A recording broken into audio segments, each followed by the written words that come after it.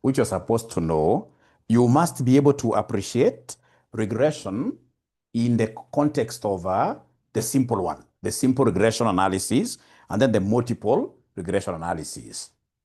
Now, in simple regression analysis, I don't have to belabor. In simple regression analysis, you are writing there. So I'll be able to give you some kind of introduction. So for simple regression, so we have here simple regression analysis, simple regression analysis. So remember that this is also known as a univariate regression analysis, also known as univariate regression analysis. Univariate regression analysis. Uni means what here? Uni means, ladies and gentlemen, one variable, one predictor variable. So if you remember very well, regression analysis basically is used to develop, regression is used to develop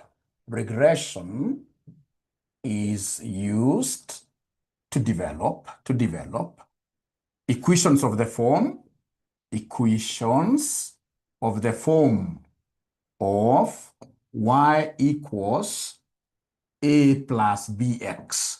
Equations of the form y equals a plus bx. So regression is used to develop equations of the form y equals a plus bx. Where if you remember very well, a is the intercept. So this is the y-intercept. The y-intercept will be our constant. In terms of cost estimation, this will be fixed cost. This will be fixed cost like that. This will be fixed cost. That is A. All right. And then we have B, which is the gradient. We have B, which is the gradient. B, which is the gradient. So gradient will be our variable cost per unit. Variable cost per unit. So let me know whether you great ninjas have been able to write up to here. Let me know whether you've been able to write up to here. Yeah, because you should not, the board is not clear. They are saying the board is not clear. From my side, it is really clear. Maybe what I can do is to increase the font size. From my side, it's very clear, but maybe increasing the font size could help. How about now? Very clear.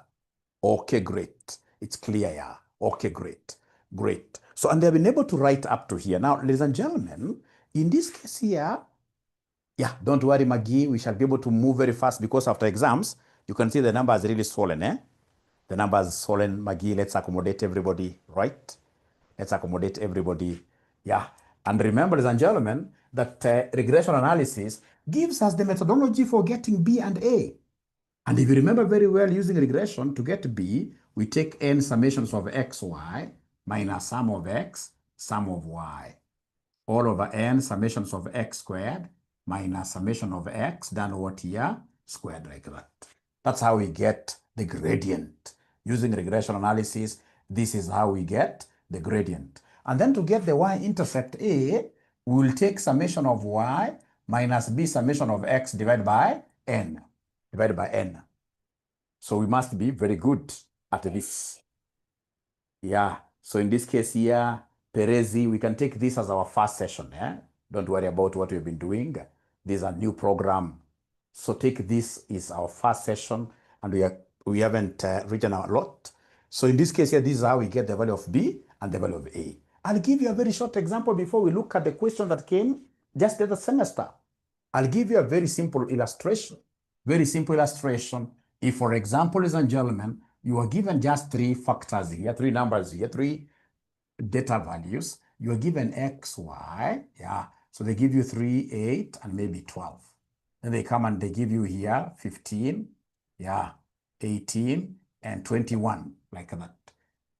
And then you are required in this case here to get the value of B and A, required regression equation. They want you to get a regression equation. So you can see here we only have one predictor variable. So this is univariate. Remember, we've got two types of variables. We have the dependent variable, dependent, which is y, and we have the independent, which is x. So here we can only come up with this kind of an equation, y equals a plus who? Y equals a plus bx. Y equals a plus bx. All right? So we only have one predictor. So this is a simple equation. So then if you give me this kind of an equation, how will I be able to come up with this regression equation? Come here and create a column for xy and a column for x squared. If you're doing regression, you need those two columns, a column for xy and a column for x squared. So basically, you want to take care of this xy and this x squared. So then can somebody do these multiplications for me? 3 times 15, this gives me 45, right? 45. How about 8 times 18? 8 times 18, 144. Thank you very much. How about this crazy figure? 12 times 21. 12 times 21. So please, I'm building onto something very great. And we have said this time around, we are not missing on any fundamental principle. We must, in this case here, get all the principles for us to be able to do these past paper questions. All right? Then come and square x. So this is x. When I square this will be 9. 8 squared gives us 64. 12 squared gives us 100 what here? 144. 144. So after that, my great students, regression is a sigma model.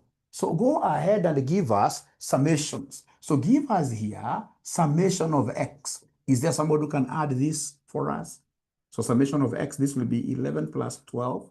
That gives us 23. Thank you so much, 23. How about summation of y? Summation of y, please add everything and write what I'm writing here. Summation of y, it's important. So this will be 15 plus 18 plus 21, which will end up giving us what figure? 54, which will end up giving us 54. From there, ladies and gentlemen, we have here summation of xy. So summation of xy equals, you're adding 45, 144, 252. What do we have there? 441. So here we have 441. Thank you so much. And then lastly, we have summation of x squared. So summation of x squared, we have 9 plus 64 plus 144. Plus 144. So this gives us 217. So then the very first thing, ladies and gentlemen, that we shall be able to do is to come here and get the value of b. Let's get the value of b first. We get the value of b. So who is able to give me the value of n? N represents the data points, xy, 1, xy, data points. So these are 3 points. N is 3. So in this question, n is 3. So then we have here 3 times sum of xy. Sum of xy, already we have it. Sum of xy is 441 minus summation of x, which we already have, 23, times summation of y, which is 54, all over n again, which is what here? 3, times summation of x squared. Summation of x squared, already we have it. This one here, 217, minus summation of x into brackets. So this summation of x here, 54, and then you put this squared like that. Then you get ahead and give me the numerator first. So you get the numerator first. So numerator alone, you say 3 times 441 minus 23 times 54. What figure are we getting? According to Helen, we are getting 81. Thank you so much. We are getting 81. And then we have here 3 times 217 minus 54 squared. Minus 54 squared, which in this case here will end up being equal to what here at the end of the day? Yeah, remember it has to be, summation of x, I'm told is not 54. Sorry, I took summation of y. I'm really sorry. It's supposed to be 23 squared. It is summation of x here. Thank you so much for that. It is 23 squared. Thank you so much for that. So somebody is giving me a figure of 122, meaning that the value of b will end up being 0 point something. The value of b will end up being 0 point something. So it will be 0.66, right, Maggie? 0.66, yeah, somebody has confirmed up there, I can see 0.66.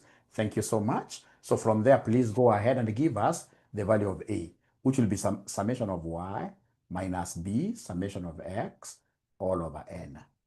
Therefore, A will be summation of y. Summation of y, we have it. It is 54. Minus the b that you have just gotten here, which is 0.66, times summation of x. Summation of x, ladies and gentlemen, here is 23. Everything to be divided by our n, which is 3. Again, get the top line. Get the top line first over the top. So 54 minus 0.66 times 23. What shall we be able to get at the end of the day there? Top line first. The top line.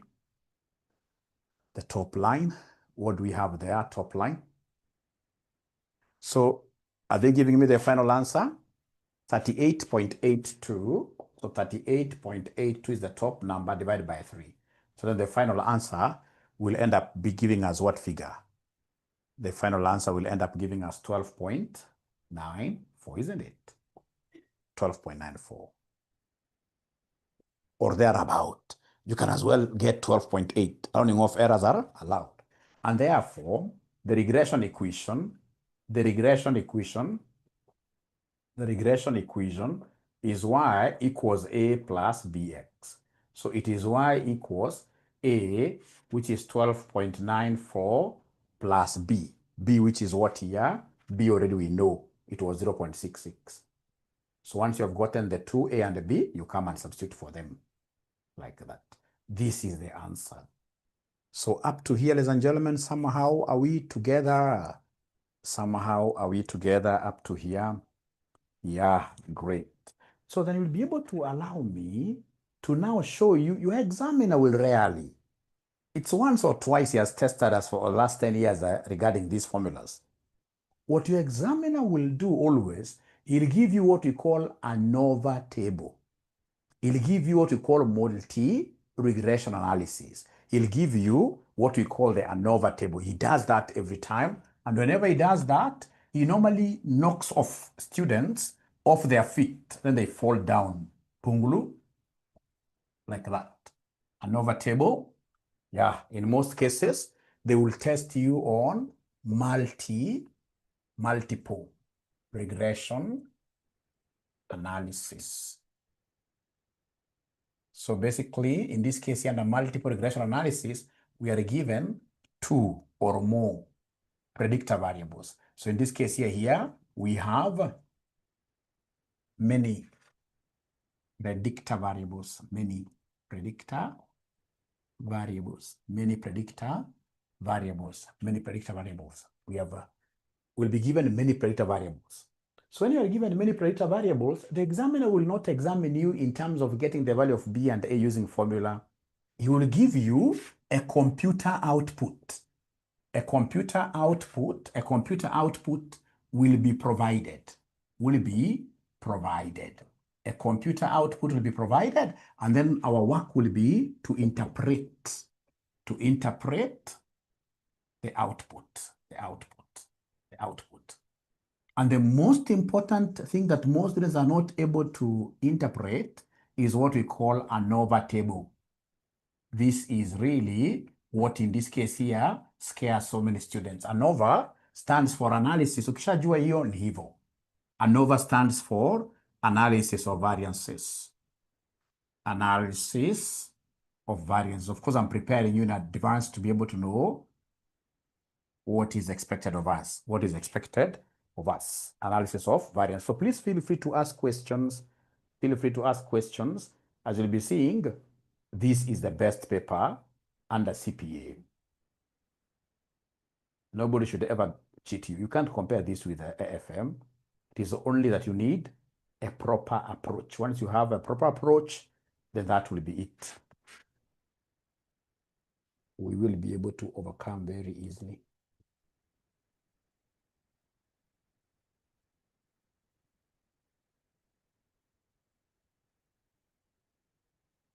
Regression PDF, yeah. Great. And then I can attach it. I don't know why Zoom was misbehaving. In terms of iMove, yeah. Boss, thank you.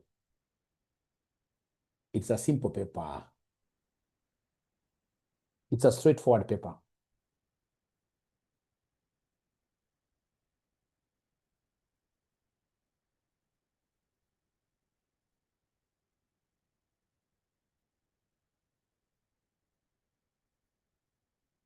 But of course, with very high failure rates, so many guys may first of all upload this so that I can talk. Sometimes it becomes hard to multitask. Yeah. Great.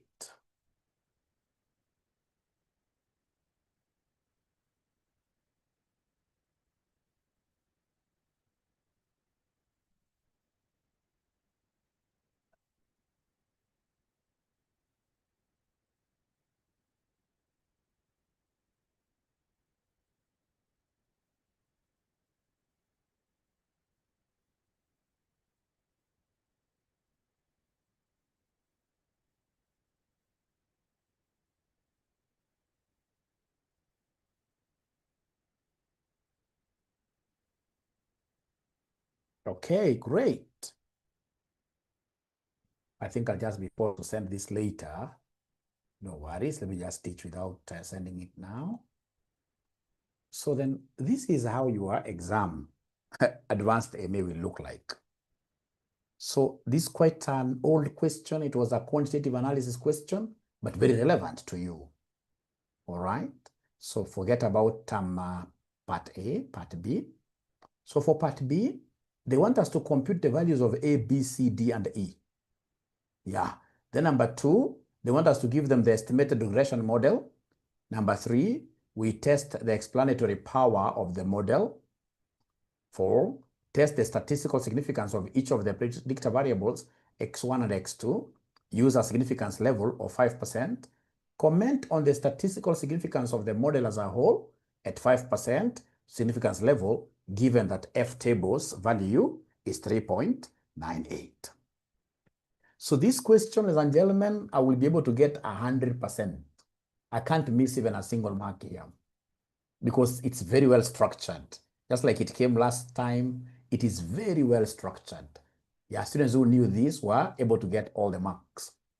Yeah, last semester they gave us this kind of a question. So we are told here, a study was conducted to examine the predictive ability of economists and finance specialists on the future performance of their country's economy. Equal random samples of economists and the finance specialists were asked to make predictions of the percentage change in GDP of their countries. A year later, the actual performance change of the GDP was regressed against the economist predictions and the financial specialist predictions using statistical software. Yeah, they'll give you a computer output. So below is part of the computer output. So here there was an error, just I'll be able to correct here. So they've given us parameter estimates, very easy.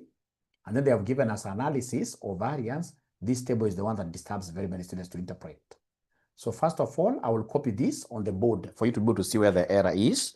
The parameters table, I have it. Parameters table. So the parameters table, I'll copy it, and then I'll be able to ask you to put it down because there is just a tiny error there. So we have here the parameters table.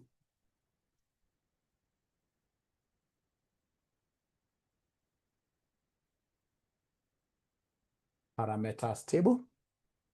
So I have the variable. I have a coefficient. That is okay. I have standard error. Standard error. We have the T ratio.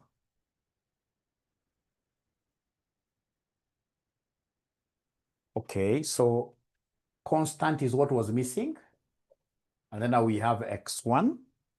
We have x2. Just allow me to finish copying this down.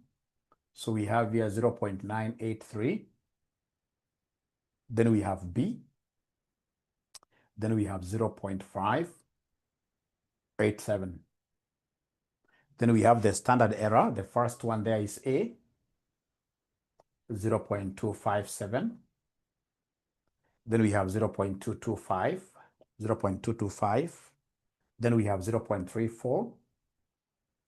we have 2.42, sorry. And then lastly, 2.61. So kindly copy this table down. What we skipped here, under the variable, we have a constant immediately beneath there. So just copy this table the way I've been able to draw it here. So we have the parameter estimates or the parameters table, the numbers table. So we have the variable where we have constant x1, x2, coefficient 0.983, b 0.587, standard error. We have a 0.257, 0.225.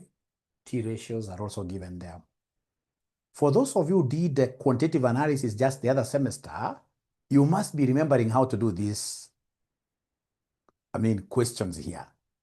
If you did QA last semester, but one, even if you don't remember how to do them, at least you remember that we have what we call multiple regression analysis. At least. I'm not going to make any assumption, but I just want to tell you that this is something that is very easy, which is normally taught to those students who normally come from high school. So you're going to understand it within 5 minutes. You'll be able to understand it within 5 minutes. So once you finish copying this, will you let me know by putting your thumbs up?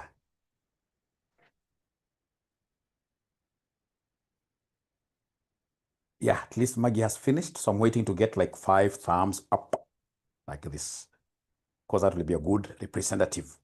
Yeah, Mildred, thank you so much. Dan, thank you so much. Yeah, so I think now we are okay. So the first thing that they want us to do is to give them the missing values. Like last semester, they told us to give them the missing values. Tell them what is A. Here, the most important thing is for you to remember the formula of getting this T ratio. I'll be giving you this table, but before I give you the table, to get the T ratio, we normally take the coefficient given all over the standard error. Yeah, very, very important. Very, very important for us to know this. Anytime they want us to get the T ratio of any of these variables, we shall take the coefficient given, and then you divide that by the standard error. So for example, if this one here was missing, and somebody wanted us to calculate this T ratio, how would have we gotten this T ratio? We would have taken this coefficient, which is 0.587, divided by the standard error. The standard error is 0.225. Can somebody in this case here confirm that you're going to get an answer which is close to this? 0.587 divided by 0.225. Can somebody confirm that we're going to get something that is close? It doesn't have to be exact. They're rounding off errors. 2.608. So it is 2.61, isn't it? So then what I'm coming to sell to you here this evening, ladies and gentlemen, is a simple formula. And this is the bedrock of this regression, multiple variable. But to get T ratio, you shall take the coefficient always divided by the standard error. I remember those old days when we were very young, when our mothers used to send us to the shops. In this case, you had to go and purchase Panadol and maybe Roico. You see on the way, you used to go singing Panadol, Roico. Yeah, but at the end of the day, again, you would even come back with the wrong product, but we overcame. So here, anytime we are sleeping, we shall always be forced to remember that T ratio is coefficient all over standard error. Now then, I would want us to calculate A. So I would want us to, I've given you the formula already. We have said here where A is. So what is the value of A? That is the requirement number 1. We've said to get T ratio, you will take the coefficient all over the standard error. Coefficient all over the standard error. The T ratio here where A is for this constant, the T ratio for this is 0.34. That is the T ratio I'm substituting. Equals coefficient, we know the coefficient is 0.983. The coefficient is 0.983. Yeah. Divided by the standard error for the first one, which is A. So I want us to make A the subject of the formula. So it will be 0.34A equals 0.983. Therefore, A will be 0.983 divided by 0.34. Is there somebody who is able to get this answer? Thank you so much, Robert. Every independent variable shall have its own T ratio. Yeah, actually, even constants that we have, like now this constant has its own t-ratio. X1 has its own t-ratio. X2 has its own t-ratio. That's a very, very good question. So they are telling me that Mwalimu A is 2.89. Therefore A is 2.89. 2.89. So is that okay? Or is there anybody who has a question?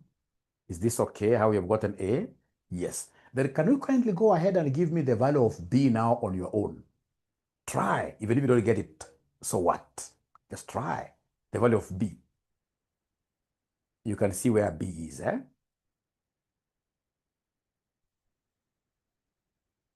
So go ahead and get the value of B. According to this gentleman called Okeo Timon, I've never taught Okeo. Okeo, welcome to RCM. Yeah, thank you so much. Purity, I can see you already have the correct answer. So the most important thing is to come and write here. They want us, ladies and gentlemen, to come here and give them the value of B. So of course you're playing around with the T-ratio formula. So we know that T-ratio equals coefficient all over the standard error. Yeah, so you come here. The T-ratio for this variable is 2.42. Equals coefficient of this variable is what is missing, B. All over the standard error is 0.257. Therefore, B will be 2.42 times 0.257, which will end up giving us what figure? That figure is correct. 0.62, isn't it? So we shall restrict ourselves to how many decimal places? Actually, 3. 3 would have been good. 3 would have really been good, but not a problem. Even if you have 2 or whatever, 0.6, 0.622, it doesn't matter what you have there. But if I were you, I would work with the higher, because I can see others, they're giving them to, in terms of 3 others, I would have gone with 3 throughout. So then this B, ladies and gentlemen, is 0.622. 0.622. So up to here, ladies and gentlemen, are we really okay? Up to here, are we okay, all of us? Thank you so much. And then remember that these parameter estimates, they always help us to write down the regression equation. They always help us to write down the regression equation. So remember, I'll be continuing with the other missing values, but because I'll be rubbing this board, please allow me to come here and mention their regression equation out of this regression equation. Let me ask you a question. This question that we have here, how many predictor variables? Remember, predictor variables are X variables, eh? How many predictor variables do we have? 2 of them, X1 and X2. And therefore, the general equation, regression equation, you know, the normal one is Y equals A BX. But now we have got 2 X values. So it will be Y equals A plus B1 X1 plus B2 X2. Have I known there are 2 because of this? There are 2 like that. Yeah. So remember, A is the constant coefficient. So A is the constant coefficient, which is this one, a constant coefficient. So now remember, these 2 are irrelevant in terms of equation formation. We are only looking at these parameters. So the constant is 0.983 plus the coefficient of X1. Coefficient of X1 is this one here. So 0.622 X1 plus, in this case here, coefficient of X2, which is 0.587 X2. This came last semester, and most of you are not even able to answer that question. It was a straightforward question. Yeah, Kipsang is saying that there is a mistake I've done, that the standard error, Kipsang, that's okay. Whenever I made an error, I want to believe you guys give me assurance up there, Kipsang, that you understood the concept. It's concept-based. Kipsang, even if I got an error now, I cannot go back. Please, you told me up there that the concept is home, isn't it, Kipsang? You told me that. It's okay, great. Let's continue, yeah.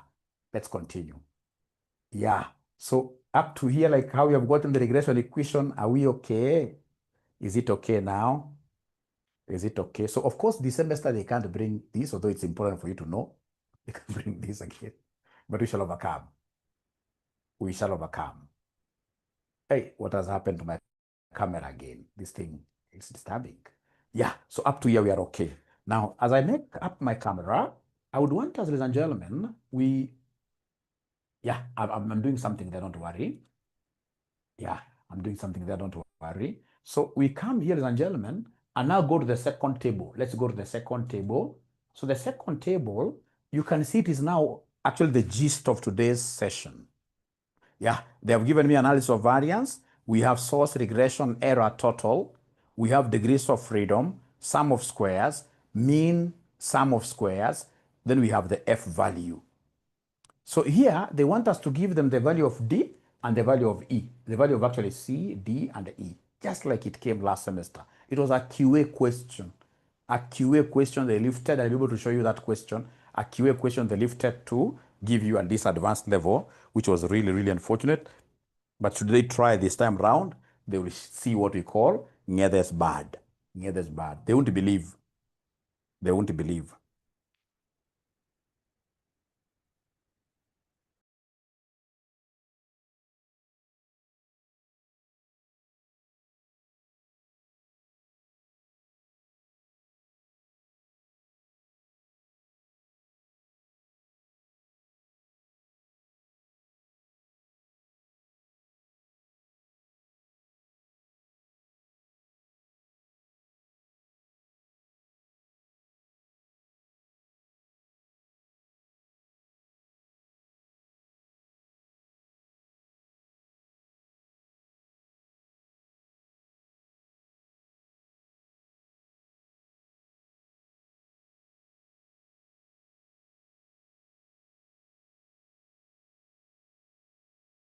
All right. So then let's copy down the table. Let's copy down that table. Let's copy down the table. Let's copy down the table. We call it the ANOVA table. ANOVA table. ANOVA table. ANOVA table. We call it the ANOVA table. We call it the ANOVA table. I hope it should be very clear as it was. ANOVA table. Yeah, we call it the ANOVA table. Yeah, now it should be okay. So this ANOVA table, what are they giving us, gentlemen, in this ANOVA table? So in this ANOVA table, they have given us source. So we have two sources. We have a regression source. So this regression is what you also call explained. This is what we also call explained. And then we have error source. So this error is what we also call unexplained variance. Unexplained variance, and then we have our totals here. Yeah, and then we have what we are calling degrees of freedom. Degrees of freedom. The explained degrees of freedom there are 2, 11, adding to 13. And then we have what they're calling sum of squares. Sum of squares. So sum of squares, what do we have here? Sum of squares, 29, 04.8, 100.1 C. And then we have what we are calling mean sum of squares, MSS.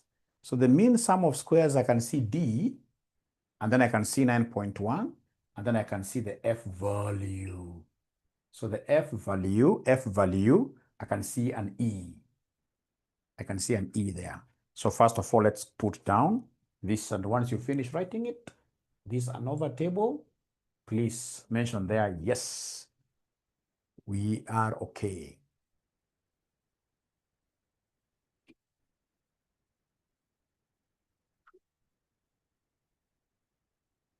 Yeah, people have been able to confirm. Thank you so much. And now they want us to get this C. Can somebody in this case here tell me, what do you think shall we do to be able to get C? I mean, some of these things are purely what here, C. What do you think shall we do to get C? Yeah, we add. You can see 2 plus 11, they go 13. So even here we shall add. So 29, 04.8 plus 100.1. So D is 29, 04.8 plus 100.1, not D, but C, sorry, C.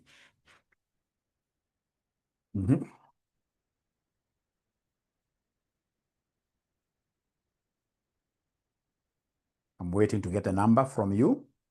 So this is 3,000, 4.9, like that. Thank you so much. Now you can see, now you are answering me. You are the ones now who are giving me these answers. Last semester, you are not able to get those answers, but don't worry. You'll even see this next one and be able to get it right. What do you think shall we do to be able to get this D? D is the mean sum of square. Mean means division, dividing. You can even come and try dividing. You can take this divided by this and get this. So to get this D, to get mean sum of squares, you normally take the sum of squares given divided by degrees of freedom. Yeah, you divide, yes. So to get this D, then you will take, in this case here for D, which is mean sum of square, you will take the sum of square given here, as S is this. You will take 2904.8. We divide this by the corresponding degrees of freedom, which are 2. Yeah, and already somebody has an answer. They are telling me it is 1452.4, like that. All right. So, ladies and gentlemen, up to here, are we really following? Are we following? Are we following? Are we able to follow? Yes. Thank you so much. You just have to cram a little bit. Then from there, come to the F value. This F value is very, very critical for you. The F value, with your permission, I'll be able to rub this now. F value is very, very critical. F value is very, very critical. So to get this F value, we normally take the explained MSS all over the unexplained MSS.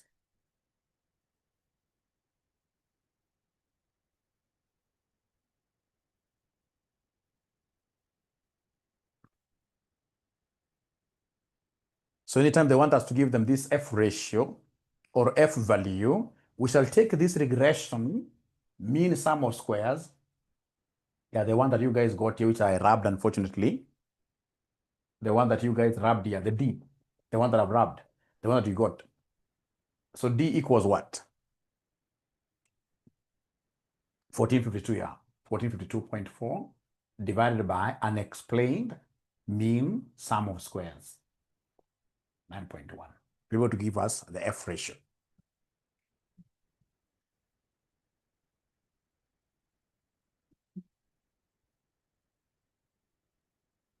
Go to get this F ratio. So they're getting here 159.6, sorry, 159, which is really, really high. Very good. The higher it is, the better the predictor. But I would want to take these few minutes to explain what this stands for really. You see, when you do a regression equation, for purpose of forecasting, like for example, you've done a regression equation, we have in this case here 2 people who are fighting for presidency. We have Uhuru Kenyatta, we have Raila Amolo Odinga, the Honorable. So Sinovet, they come and do a regression equation for prediction. Come this future date, the right honorable prime minister will be able to win. Now, of course, when results in this case here come, I mean, things are upside down. Yeah, we've lost. Yeah. So in this case here, there will be that variation, which in this case here will be unexplained. And there is that variation that regression will be able to explain. So anytime you're doing predictions, ladies and gentlemen, there is that error, that variation, that variance, which will be explained. You'll be able to come and say, I mean, we expected 10, but we got 9. And because of this and this, yeah, some bad economic trend, we expected a dip. Then regression will be able to explain. But you see now things like, for example, and I'm not political, I'm just using a bad example here. Things like, for example, theft of votes is not something that regression can explain. So we have got 2 types of variances in terms of regression analysis. We have what we call explained variance, and unexplained variance. The unexplained variance is our error term. Is our error term. Is our error term. Unexplained variance is our error term. What you're not able to explain. Yeah. Yeah. So that will be very, very important. Now, ladies and gentlemen, the other thing that I would want us to appreciate from the word go as I get now into deep depths of this is this. You see, we have got two types of degrees of freedom. We have got, actually there are three, but for you, for your analysis, you have two types of degrees of freedom. Degrees of freedom. So we have total degrees of freedom, total degrees of freedom, degrees of freedom, total degrees of freedom. You can see a total degrees of freedom, 13. How do we get these total degrees of freedom? To get total degrees of freedom, you'd always take n minus 1. You'd always take n minus 1. Total degrees of freedom is n minus 1. Like in this question, they have given us the total degrees of freedom. We have 13, but you see they will not give you the sample size. Remember, n is the sample size. So n minus 1. Therefore, if you make n the subject, it will be 13 plus 1. So in that case here, n, which is the sample size, in this case it will be 13 plus 1, which is 14. So we must really be prepared to, because nobody will give you these degrees of freedom at this level. This level, they'll expect you to calculate. They'll give you the sample size. They'll joke around with you. They'll tell you the sample size is 14. So it is you to know that total degrees of freedom will always be equal to n minus 1. So we'd have taken 14 minus 1 to get 13. This is really critical for my foundation for this particular session here. How to calculate total degrees of freedom. If I were you, I would have actually highlighted this. This is really critical. Total degrees of freedom. The other one is what we call the error degrees of freedom. Error degrees of freedom. So at least I was trying to show you something here. Yeah, but we have ended up doing something even very critical because here they have given us the degrees of freedom. We have ended up getting, in this case here, the sample size, which is very good. Our sample size is 14. Now from there, we have the error degrees of freedom. Error degrees of freedom. Error degrees of, for those of you who have done a thesis like at master's level or PhD level, of course, you know these things I'm explaining here, you'll always interpret them. When you run your data through SPSS, yeah. So error degrees of freedom. So to get these error degrees, these ones say 11. Normally we take n minus k minus 1. N minus k minus 1. Anytime they tell us to get error degrees of freedom, we shall be taking n minus k minus 1. N is the sample size. N is the sample size. Then we have k, number of predictor variables. Number of predictor variables. Like in our case, we had x1 and x2. In our case, we had, if you remember the parameters up there, we had x1 and x2. So number of predictor variables or independent variables, they were 2. They were 2.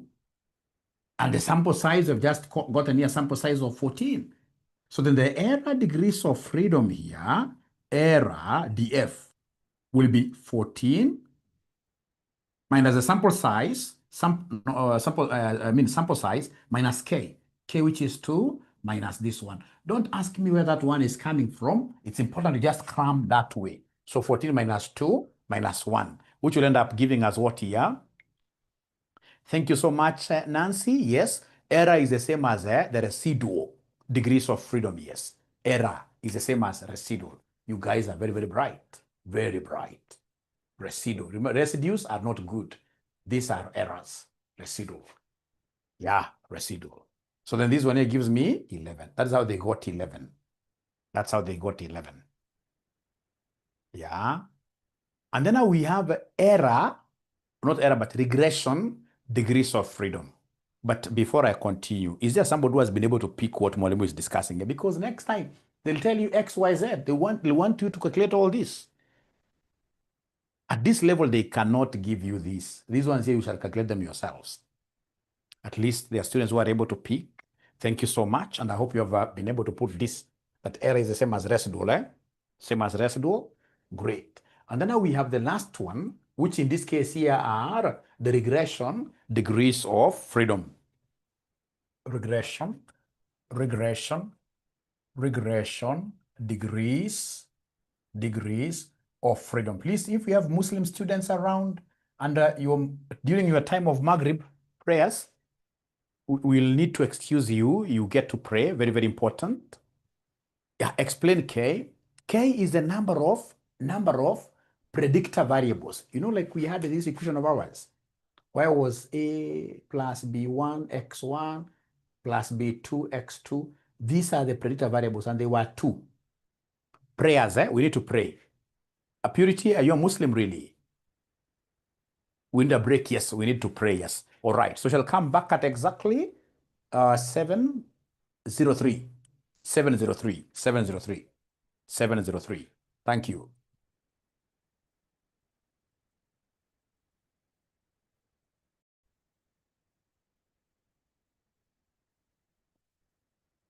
Yeah, thank you so much. Thank you for that reminder. So Roman 2 already that is done. Roman 2, they wanted us to give them the regression model or regression equation that we did long time ago. Then now we have Roman 3. So Roman 3, they want us to give them explanatory power of the model, which is also known as the coefficient of determination, which is R squared. And R squared, I'm explaining here, R squared is the explained variance proportion. So I should be able to go back a little bit, just a little bit. That R squared is the explained variance proportion. R squared is the explained variance proportion. R squared is the explained variance proportion. And how do we get this? So this R squared is the explained sum of squares, all over total sum of squares, So you take the explained sum of squares all over the total sum of squares. Fortunately, we have the sum of squares.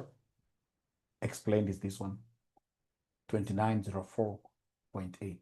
All over the total. You guys had added this. You gave me a figure of 30 something. You had added this. You got this total here. Total sum of squares.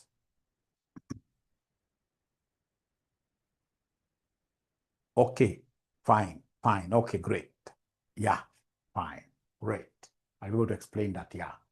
So total sum of squares, is there somebody who can remind me this before I go back to what this ninja called a Tomno is asking? 3,000 and 4.9. So times 100, whatever answer you get, times 100.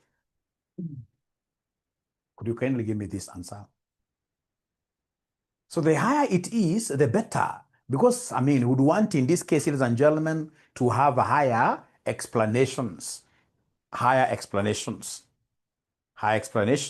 So like what Irene is giving me, not Irene, but Lavi, Cynthia, 96.67%. 96.67%. 96.67%. 96.67%.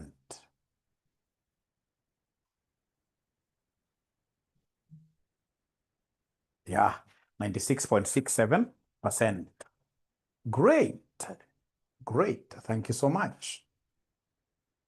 Now, ladies and gentlemen, please write there that the higher the R square, the better the explanatory power of a model is. The higher the R square, the better. The higher the R squared, the better the explanatory power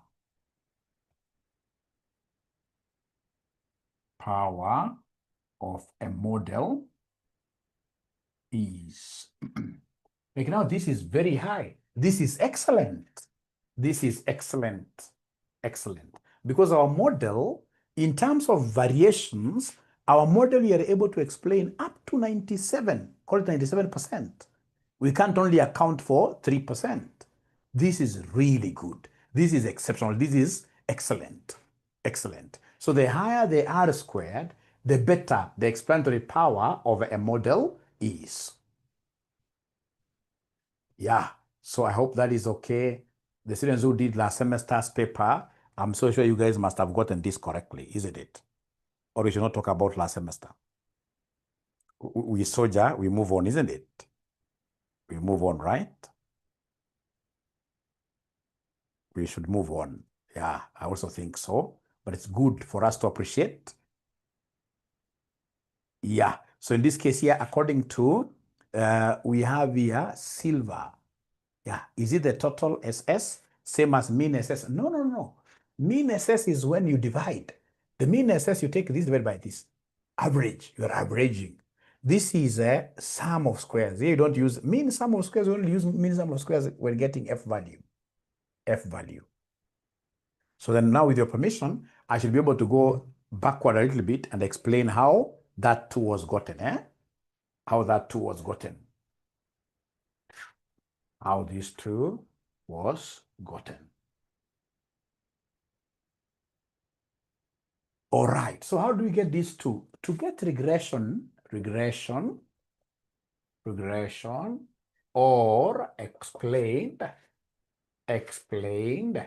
degrees of freedom, these one will always be equal to the number of predictor variables. Number of predictor variables. Number of predictor variables. Number of predictor variables. So remember we had y equals a plus b1 x1 plus b2 x2. These are the predictors. There are only 2. So remember these are number of predictor variables which is equal to k, which in this case here equals that 2. Thank you very much, Tom, no, for bringing that up. And I believe now we are okay. I believe we are okay. So can I take on now the next question? Can I go to the next question, my great students? All right. Now we are comfortable. We can go on to the next question. So the next question, ladies and gentlemen, what are they telling us here?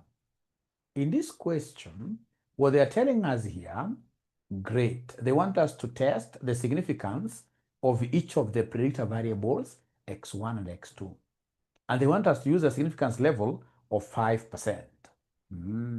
So tell us the other term. In regression analysis, there are 2 types of hypothesis tests. There are how many types of hypothesis tests? 2 of them. There are 2 types of hypothesis tests in regression analysis. Or in regression analysis, there are 2 types of,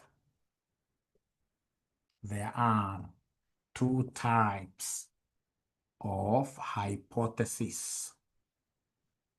Hypothesis or significance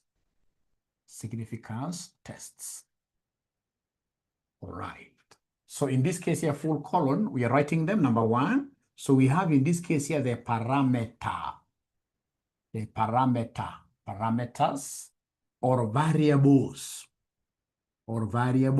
or variables, hypothesis tests,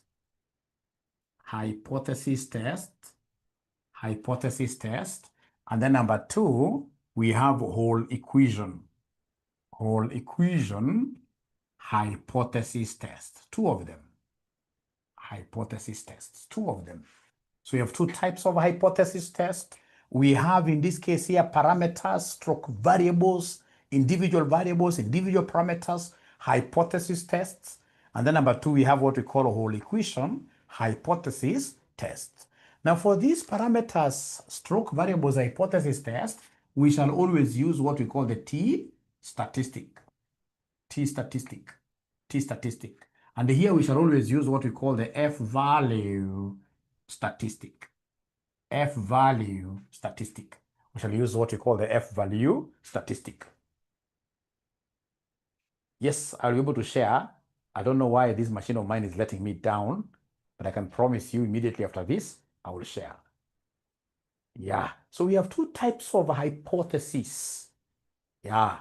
So of course, the hypothesis here, the claim here is that our regression equation is working very, very well.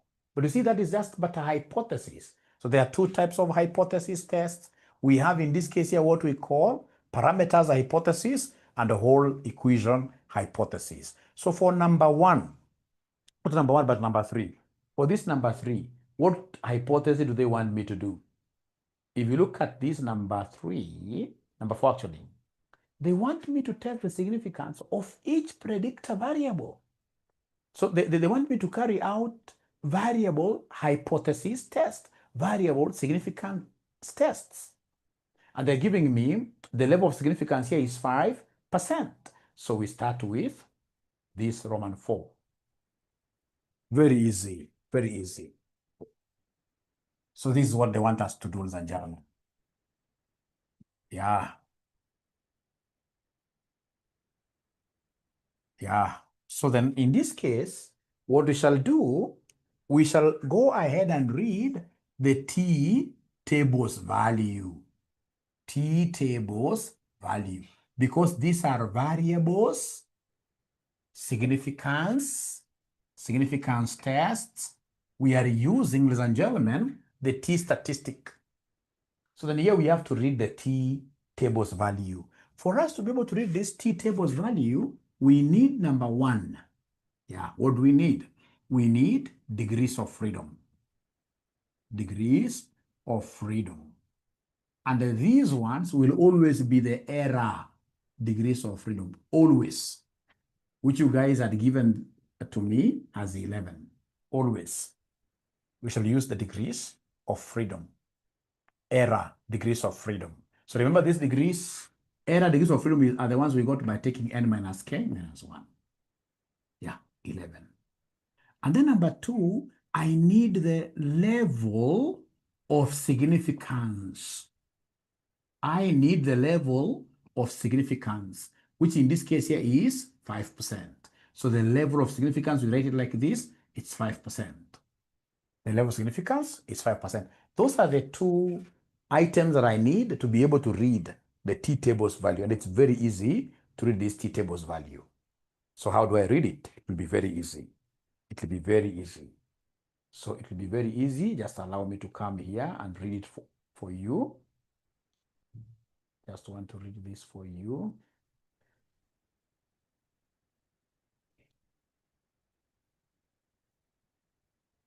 Very good.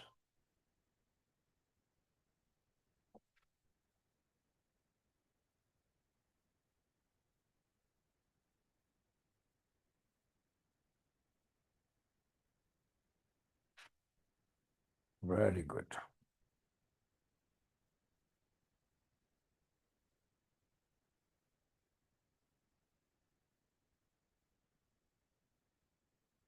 I'll be able to attach the two documents.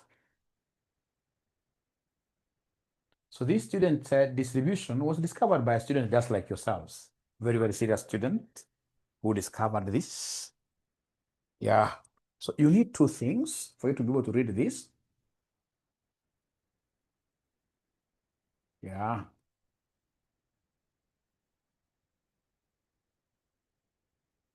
So you can see, ladies and gentlemen, here, they have given us here level of significance, and then you have degrees of freedom. So we have 11 degrees of freedom. So you work with this up to the 5%. You see 5% is the same as 0.05. So then the T that we have here, it will be 2.201. So we call it T critical. Please see this. They've told us the level of significance is 5%. Yeah. And 11 degrees of freedom here. So we have 2.201, this one here. T critical, T tables is 2.201. So then our T critical is 2.201. Yeah. So in this case here, this T tables value is 2.201. So remember, this is the hard dose value. Yeah, this is the hard dose. Yeah, you exceed this, then you are very significant. You are very, very strong. You are very, very strong. Yeah, so come and give us your parameters. give us your parameters. So parameters, what do we have? There are 3 of them. We have constant. Yeah. Then, of course, we have, these are the coefficients, Coefficients. Then we have the t, all right? So let me just write the t ratios alone. So the t ratios. Yeah, the t calculated.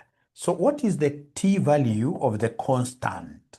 T value of the constant. Please open up your paper. The constant t, it will make sense. You should not panic at all. These will make sense in a moment. The t value, the t ratio for the constant. Yeah, somebody is telling me 0.34. Is it? Are you sure? Are you sure? That will be very small. It means that that constant is bad. Are you sure? I doubt. Let me just project this. After all, you don't even have the paper. Let me just project this. Let me project this. Yeah, they're right. Yes. Because they had copied this down. They're right. They are right.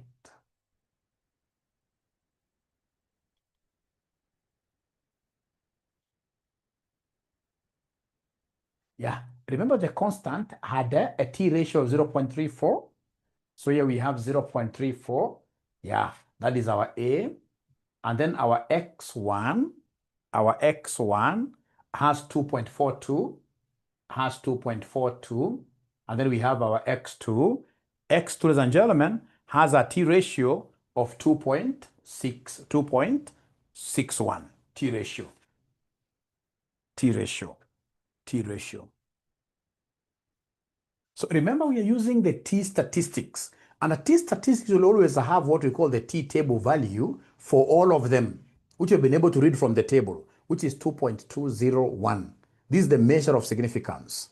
So like now you can see this constant has a value which is 2.201. It has not been able to pass over our hurdle. So it means that the A value is insignificant. So A is insignificant.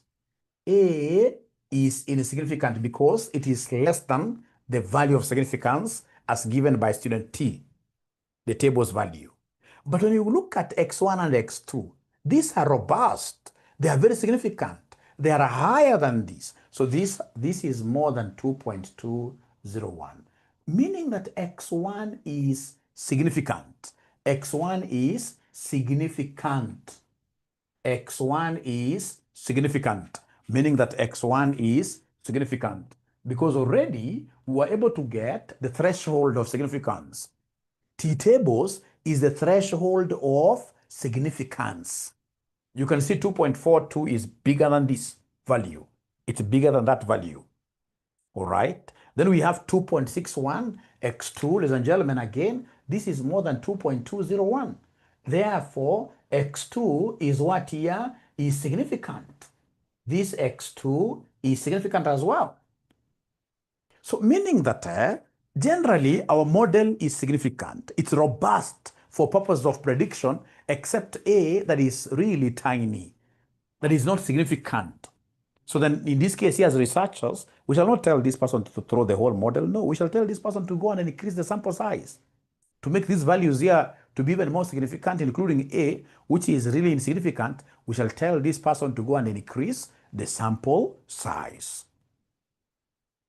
So the most important thing that you're supposed to go home knowing today is how to read this threshold, the hurdle. Waswahili wanasema kuruka nini, kitu inaitwa namna gani?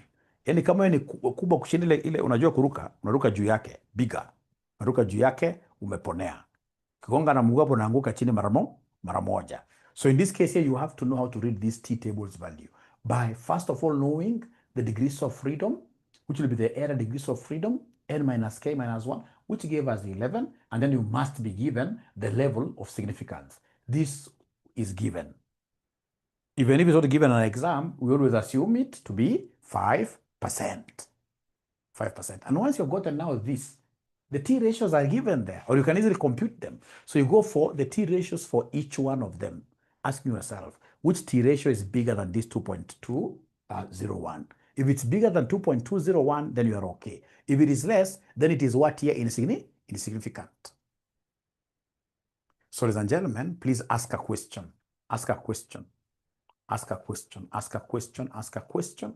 Because you've got none, I would want to repeat the whole of this by looking at another question. When I do another question, then we do your past paper question that came last semester, we should be fine. We shall pray it comes again, because this was really poorly performed. Poorly performed. Yeah, somebody is telling me, Mwalimu, this one, at least for now, it is okay. It is okay. At least for now, it is okay. And then now we go to the last question here before we start this other question.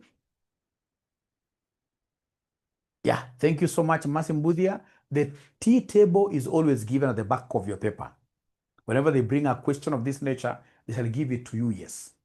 What is never given is the F table's value, where they'll just be able to give you the F itself. I'll be able to show you right away. And this is the last question. I can see my number of students are going down. So you can see, like here, comment on the statistical significance of the model at the 5% significance level, given that the F table's value is 3.98. Now, in this case here, we are looking at a whole equation, number 5 actually. So we are looking at what we call the whole equation. The whole equation, you do the F comparisons. So in this case, it is the F statistics. Yeah, where in this case, you start with the F tables. So the F tables, this has been given.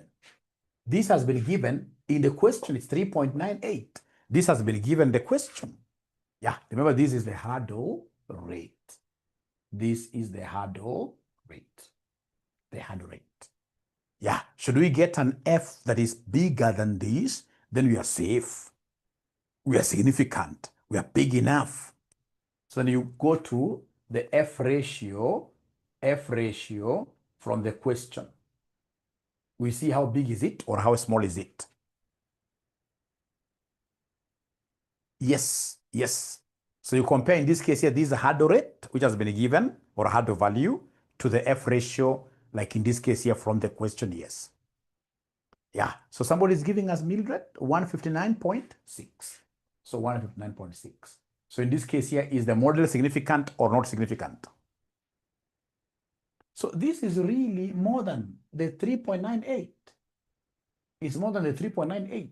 So meaning that the whole model is significant. The whole model is significant. The whole model is significant. So have they picked something out of these illustrations, ladies and gentlemen?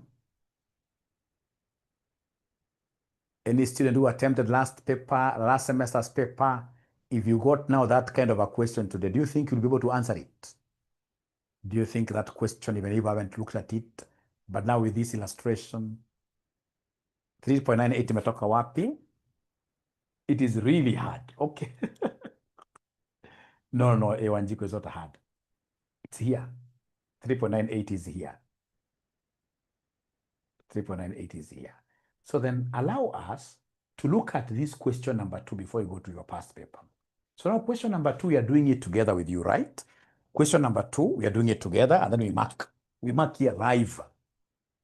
So an economist working for RTC Limited suspects that the annual demand of the company's sole product depends on the disposable income of consumers and the unit price of the product.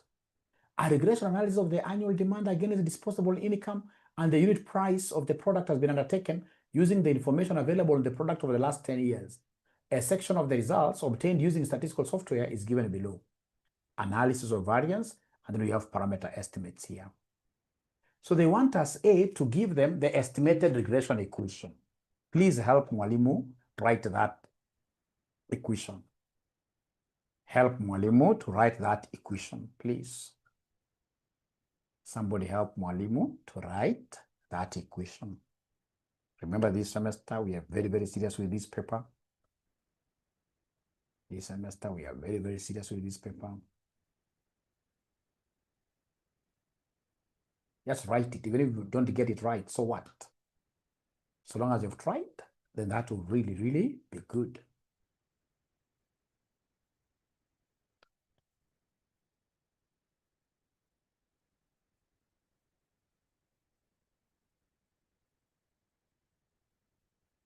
Thank you. Great. So you see, the estimated regression equation will come from these parameter estimates. You can see the constant is 0.7. You can see the income. Then you have the price. So 3 of them. Yeah. So this is really easy. Easy peasy. Easy peasy. This is really easy. So the regression parameters have been given. So we have here y equals a plus b1 x1 plus b2 x2. So now y will be equal to a. A has been given. A has been given in the question.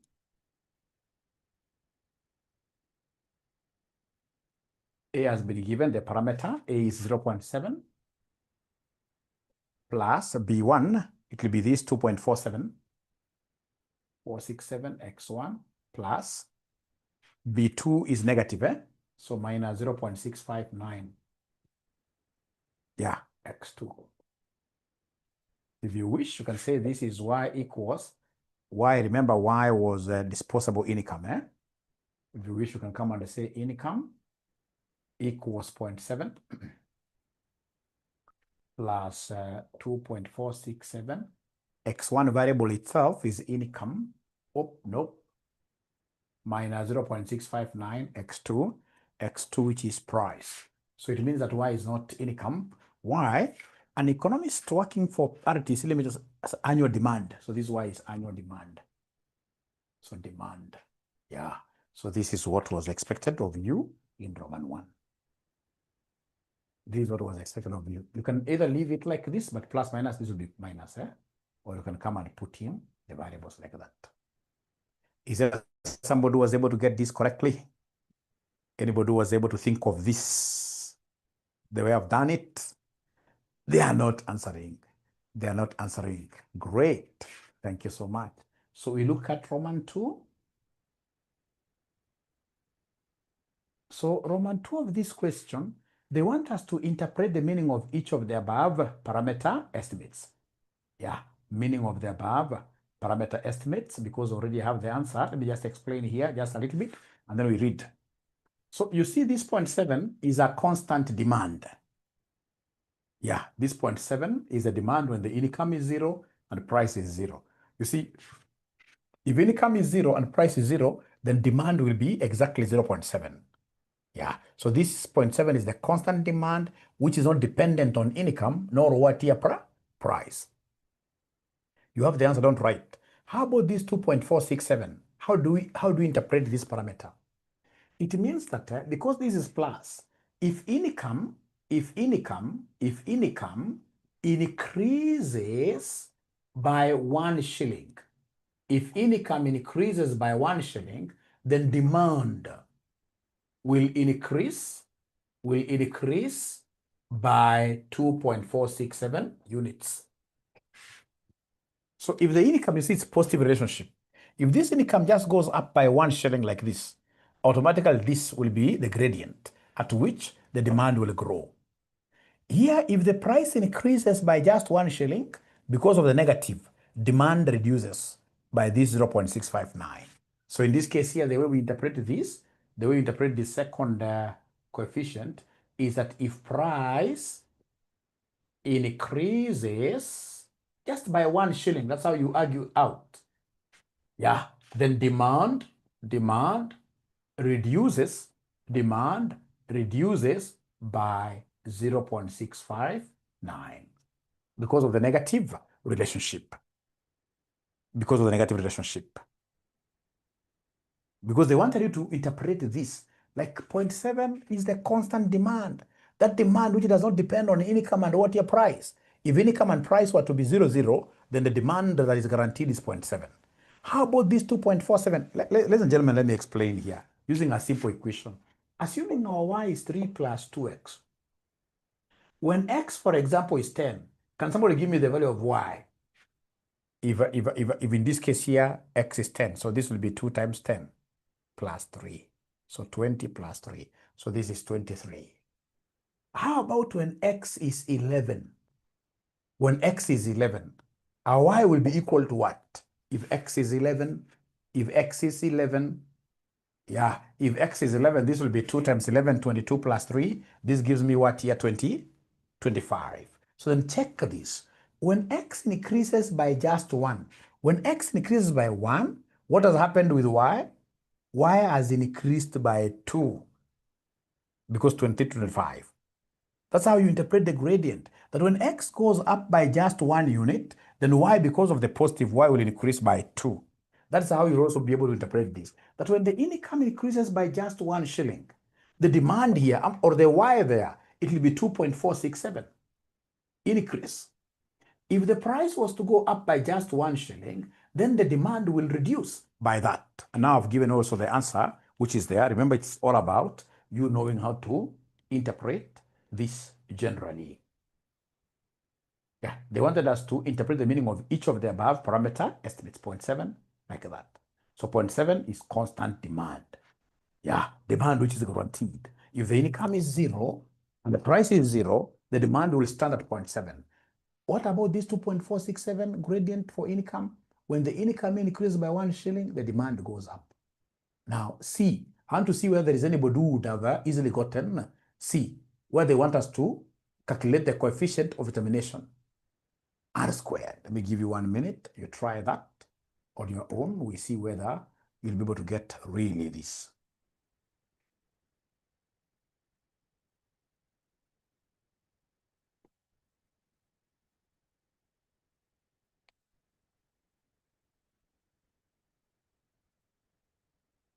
So now after this, I will straight away go to learning curves, and I'll be able to knock learning curves also in a very short span. That's why I love AMA. It has got really nothing much. So long as you've got students who are willing to learn, like after I've done this, now again, I want to see you on your WhatsApp discussing, but most importantly, ensure that this class, which now the Ninja has taken over, will really grow, should grow to 500 students. Bring students from whichever corners, all corners of Kenya.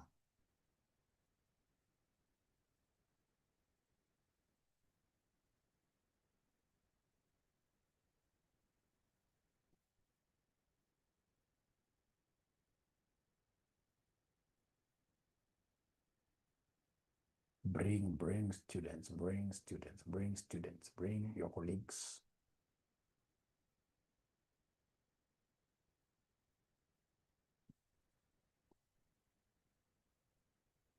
All right. So coefficient of determination, I'm waiting to hear. Coefficient of determination, I'm waiting to hear.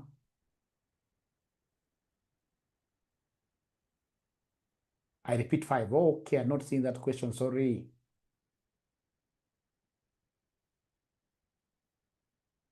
Yes, Robert. You can also say that 0.7 is an increase in demand caused by other factors, not in the analysis, not the price. Yeah. 98 point, great. Let me check whether you guys got it right. Yeah, you can see a 98.0.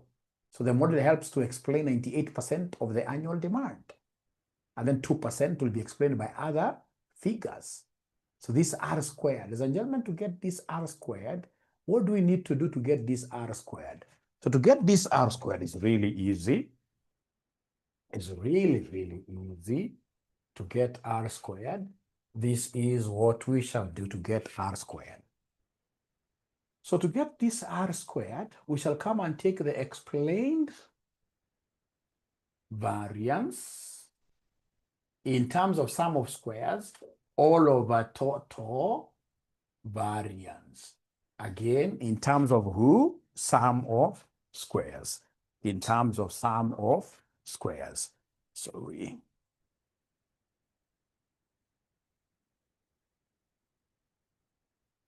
Yeah. So you take the explained variance in terms of sum of squares all over the total variance in terms of sum of squares. Now, I hope you guys are able to remember that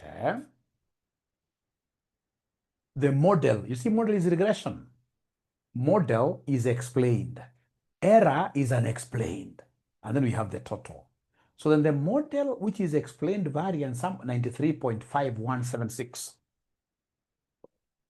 93.5176 all over the total which is 95.4 like that.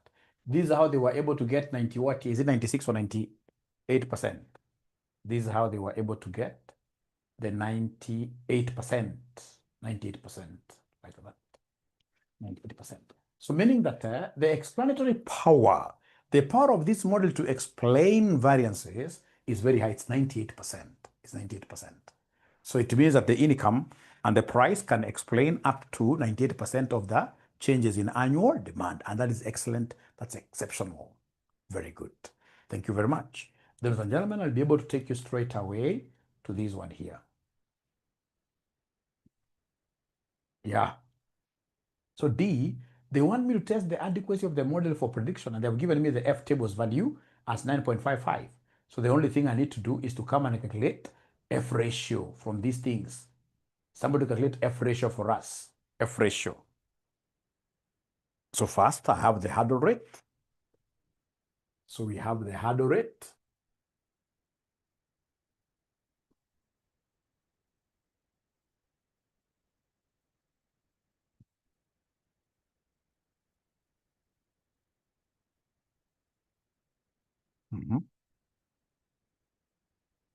So here I'll be interested in two things that I would want to see you doing before our next class.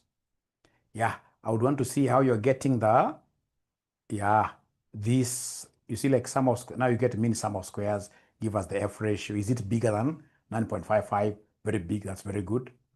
E, test the significance of each predictor variable. They want me to get the T values. Yeah, get the T from the T tables, and then I get the T ratios myself. So I have to get the T ratios from this coefficient divided by the standard error. So I believe, ladies and gentlemen, this being our day one, that can be your homework. We have given justice to this session.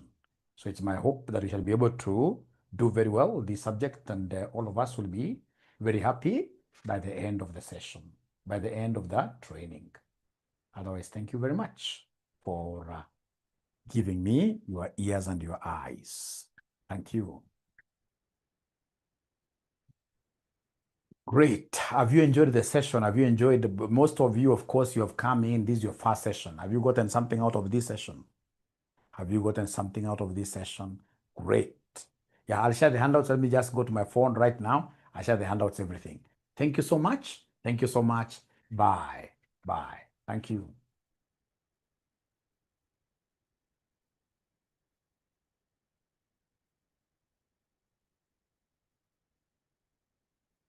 Yeah, we shall be able to put this in the LMS.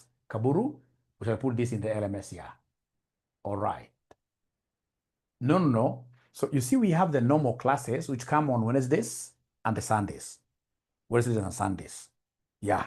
Of course, even the way I teach those ones, you'll be able to see that they are special in nature. They're special in nature.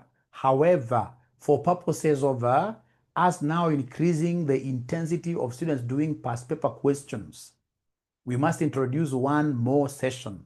So you guys will be able to tell me which is the ideal day of this one extra session, basically for practice now. Where we say, for example, like now Mwalimu has done regression, are we able to answer all the regression questions in the past paper? So we need one extra. So I don't know whether Saturday is what is good, but that is what we can argue out in our respective groups. That's how we shall be able to make this class more special. Thank you. Yes, this semester I'm the one taking you through.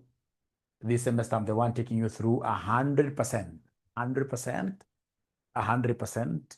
Those old days when Kasnev used to give like who is the best lecturer in this and this subject, I always took the best lecturer for AMA for so long, until I said, I mean, this paper is very easy. Let me run away from it, and then I do what? Other papers. But I think I was a little bit wrong, but we shall overcome. We shall overcome. All right. So thank you very much. So we shall discuss about that later.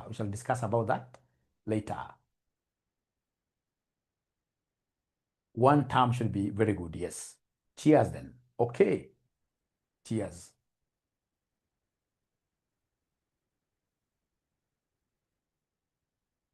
Oh, in anything I teach. Thank you so much.